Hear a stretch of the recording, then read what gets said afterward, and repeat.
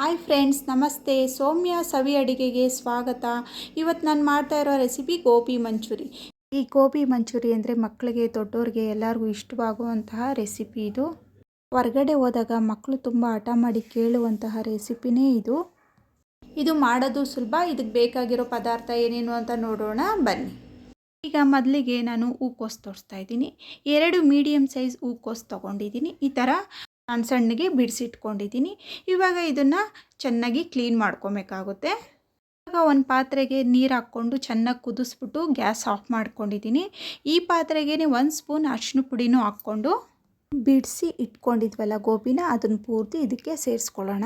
ಇವನ್ನೆಲ್ಲ ಸೇರಿಸ್ಬಿಟ್ಟು 1-2 ನಿಮಿಷದ ಕಾಲ ಬಿಟ್ಬಿಡಬೇಕು. ಕುದಿಸ್ಬಾರ್ದು. ಇದನ್ನು ಈ ಥರ ಬಿಸಿ ನೀರಲ್ಲೇ ಹಾಕ್ಬಿಟ್ಟು 1-2 ನಿಮಿಷದ ಕಾಲ ಬಿಟ್ಬಿಡಬೇಕು. ಅಕಸ್ಮಾತ್ ಹುಳಗಿಳ ಏನನ್ನ ಇತ್ತು ಅಂದರೆ ಮೇಲ್ಗಡೆ ಇರುತ್ತೆ. ಇದನ್ನು ಆವಾಗ ಕ್ಲೀನ್ ಮಾಡಿಕೊಂಡು ಹಾಕ್ಕೊಂಬೋದು. ಬಿಸಿನೀರಲ್ಲಿ 2-3 ನಿಮಿಷ ಅದು ಬಿಟ್ಟಿದ್ದೀನಿ. ಈ ಥರ ಮಾಡ್ಕೊಳ್ಳೋದ್ರಿಂದ ತುಂಬ ಕ್ಲೀನಾಗಿರುತ್ತೆ ಗೋಬಿಗೀಗ ಹಿಟ್ಟು ಕಲಿಸ್ಕೊಬೇಕಾಗುತ್ತೆ.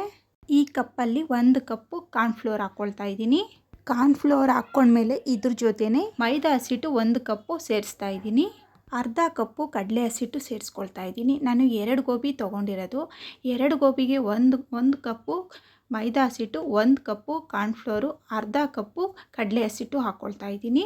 ಅಕ್ಕಿ ಹಸಿಟ್ಟು ದೊಡ್ಡ ಸ್ಪೂನಲ್ಲಿ 2 ಸ್ಪೂನ್ ಅಕ್ಕಿ ಹಸಿಟ್ಟು ಹಾಕ್ಕೊಳ್ತಾ ಇದ್ದೀನಿ.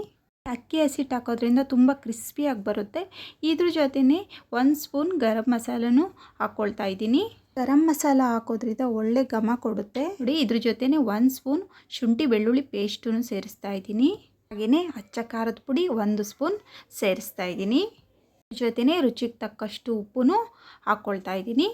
ಈಗ ಇವೆಲ್ಲ ಹಾಕ್ಕೊಂಡಿದ್ದೀವಲ್ಲ, ಇವಾಗ ಸ್ವಲ್ಪನೇ ನೀರು ಹಾಕ್ಕೊಂಡು ಇದನ್ನು ಕಲಿಸ್ಕೊಬೇಕು.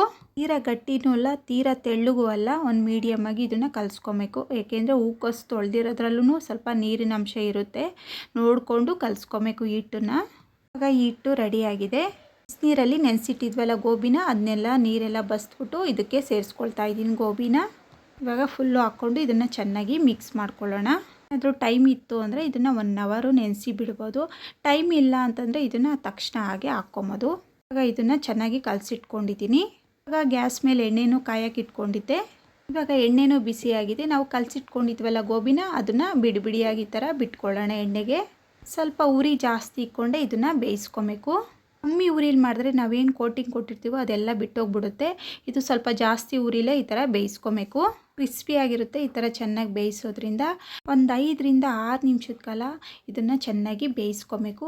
ಚೆನ್ನಾಗಿ ಬೆಂದಾದಮೇಲೆ ಇದನ್ನು ತೆಗಿಬೇಕಾಗುತ್ತೆ.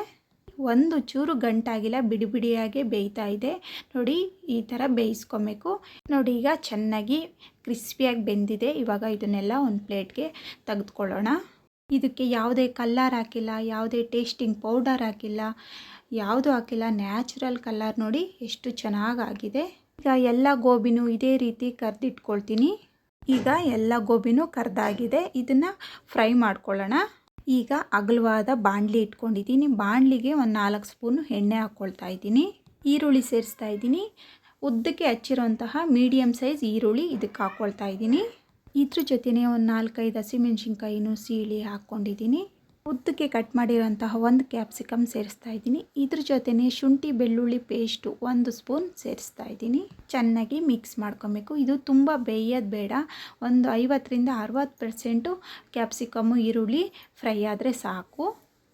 ಸ್ವಲ್ಪ ಕ್ರಿಸ್ಪಿಯಾಗಿ ಸಿಗ್ತಾಯಿದ್ರೆ ತುಂಬ ಚೆನ್ನಾಗಿರುತ್ತೆ ಗೋಬಿ ಜೊತೆ ನೋಡಿ. ಈಗ ಇದು 50% ಚೆನ್ನಾಗಿ ಫ್ರೈ ಆಗಿದೆ.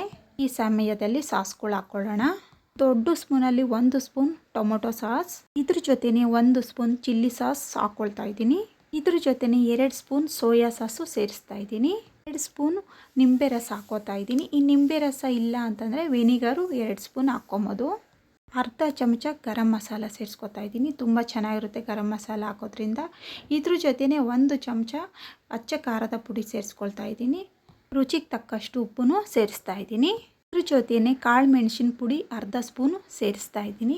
ಈ ಮೆಣಸಿನ ಪುಡಿ ಹಾಕೋದ್ರಿಂದ ತುಂಬ ಚೆನ್ನಾಗಿರುತ್ತೆ. ಇದೆಲ್ಲ ಚೆನ್ನಾಗಿ ಮಿಕ್ಸ್ ಆಗೋ ಥರ ಈ ಥರ ಮಿಕ್ಸ್ ಮಾಡ್ಕೊಬೇಕು. ಇದೇನು ತುಂಬ ಉರಿಯೋದೇನು ಬೇಕಾಗಲ್ಲ. 1-2 ನಿಮಿಷದ ಕಾಲ ಈ ಥರ ಫ್ರೈ ಮಾಡಿಕೊಂಡ್ರೆ ಸಾಕು. ಇವಾಗ ಚೆನ್ನಾಗಿ ಮಿಕ್ಸ್ ಮಾಡಾಯಿತು. ಈ ಮಿಕ್ಸ್ ಮಾಡಿರೋ ಜೊತೆಗೇ ನಾವು ಎಣ್ಣೆಲಿ ಕರೆದಿಟ್ಕೊಂಡಿದ್ವಲ್ಲ ಗೋಬಿನ, ಅದು ಸೇರಿಸ್ಕೊಳ್ಳೋಣ. 2 ಹೂಕೋಸಿನ ಗೋಬಿ ಇದಕ್ಕೆ ಸೇರಿಸ್ಕೊತಾ ಇದ್ದೀನಿ. ಇದ್ರ ಜೊತೆನೇ ಸ್ವಲ್ಪ ಕೊತ್ತಂಬರಿ ಸೊಪ್ಪನ್ನು ಹಾಕ್ಕೊಂಡು ಚೆನ್ನಾಗಿ ಮಿಕ್ಸ್ ಮಾಡ್ಕೊಳ್ಳೋಣ. ಈ ಥರ ಫುಲ್ಲನ್ನು ಮಿಕ್ಸ್ ಮಾಡ್ಕೊಬೇಕು, ಸಾಸ್ ಎಲ್ಲ ಬೆರೆಯೋ ಥರ. ಅದಕ್ಕೆ ಈ ಥರ ಮಿಕ್ಸ್ ಮಾಡ್ತಾನೆ ಇದು ಫುಲ್ಲು ಡ್ರೈ ಆಗಿಬಿಡುತ್ತೆ. ಇದು ಡ್ರೈ ಆಗ್ತಾ ಇದ್ದಂಗೆ ಆವಾಗ ಗ್ಯಾಸ್ ಆಫ್ ಮಾಡ್ಕೊಂಬಿಡ್ಬೇಕು. ನೋಡಿ ಈ ಥರ ಚೆನ್ನಾಗಿ ಮಿಕ್ಸ್ ಮಾಡ್ಕೋಬೇಕು. ಈರುಳ್ಳಿ ಹೂವು ಇದ್ದರೆ ಅದನ್ನು ಸೇರಿಸ್ಕೊಬೋದು, ಅದು ಚೆನ್ನಾಗಿರುತ್ತೆ. ಈ ಥರ ಮನೆಯಲ್ಲೇ ಮಾಡಿಕೊಟ್ರೆ ಮಕ್ಕಳಂತೂ ತುಂಬ ಇಷ್ಟಪಟ್ಟು ತಿಂತಾರೆ. ನೋಡಿ ಇದಕ್ಕೆ ಯಾವುದೇ ಕಲರ್ ಹಾಕಿಲ್ಲ, ಯಾವುದೇ ಟೇಸ್ಟಿಂಗ್ ಪೌಡರ್ ಹಾಕಿಲ್ಲ, ಏನೂ ಮಿಕ್ಸ್ ಮಾಡಿಲ್ಲ. ನ್ಯಾಚುರಲಾಗಿ ಮಾಡಿರೋಂತಹ ಗೋಬಿ ಇದು ತುಂಬ ರುಚಿಯಾಗಿರುತ್ತೆ. ಇವಾಗ ಚೆನ್ನಾಗಿ ಮಿಕ್ಸ್ ಮಾಡಾಗಿದೆ. ಇವಾಗ ಗ್ಯಾಸ್ ಆಫ್ ಮಾಡ್ಕೊಳ್ಳೋಣ. ಇವಾಗ ಪ್ಲೇಟ್ಗೆ ಸರ್ವ್ ಮಾಡೋಣ. ನೋಡಿದ್ರಲ್ಲ ಎಷ್ಟು ಈಸಿಯಾಗಿ ಮಾಡ್ಕೊಬೋದು ಅಂತ. ನೀವು ಈ ವಿಧಾನದಲ್ಲಿ ಒಂದ್ಸತಿ ಟ್ರೈ ಮಾಡಿ. ಮನೆಯಲ್ಲೇ ಈಸಿಯಾಗಿ ಗೋಬಿ ಮಾಡ್ಕೊಬೋದು. ಮಕ್ಕಳಂತೂ ತುಂಬ ಇಷ್ಟಪಟ್ಟು ತಿಂತಾರೆ. ಹಾಗಿದ್ರೆ ಈ ವಿಡಿಯೋ ಇಷ್ಟ ಆಗಿದೆ ಅನ್ಕೋತೀನಿ. ಈ ವಿಡಿಯೋ ಇಷ್ಟ ಆದರೆ ಲೈಕ್, ಶೇರ್, ಕಮೆಂಟ್ ಮಾಡೋದು ಮರಿಬೇಡಿ. ನಮ್ಮ ಚಾನಲ್ನ ಸಬ್ಸ್ಕ್ರೈಬ್ ಮಾಡ್ಕೊಳ್ಳಿ. ಧನ್ಯವಾದಗಳು.